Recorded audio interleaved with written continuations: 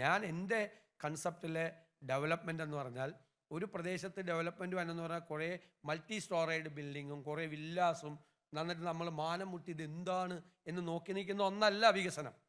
വികസനം എന്ന് ഡെവലപ്മെൻ്റ് എന്ന് പറയുന്നത് ഒരു പ്രദേശത്തെ ജനങ്ങളുടെ ജീവിത നിലവാരത്തിൽ മാറ്റമുണ്ടാക്കാൻ കഴിയുന്ന ഒന്നാണ് ആകണം.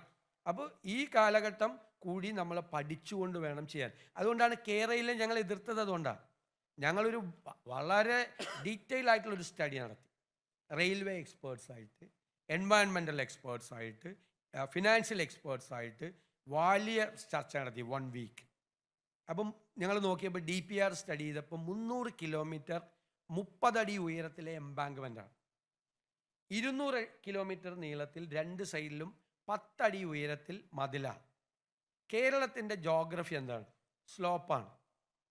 41 നദികൾ താഴേക്ക് ഒഴുകുന്നു, കടലിൽ പതിക്കുന്നു. മഴ പെയ്താൽ വെള്ളം ഒഴുകി താഴേക്ക് പോകുന്ന സ്ലോപ്പാണ്.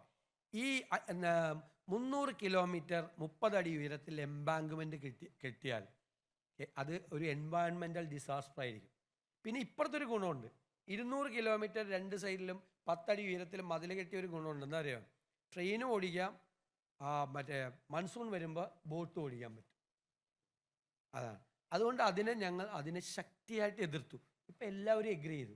സ്റ്റേറ്റ് ഗവൺമെൻറ്റും എഗ്രി ചെയ്തു, സെൻട്രൽ ഗവൺമെൻറ്റും എഗ്രി ചെയ്തു. That was not a practical project.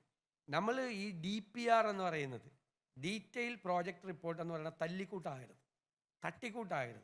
Environment impact study നടത്തി പ്രോജക്റ്റ്, നേരത്തെ പറഞ്ഞതുപോലത്തെ പ്രോജക്റ്റ്, കോൺക്രീറ്റ് ആയിട്ടുള്ള പ്രോജക്റ്റ് കൊണ്ടുവരണം.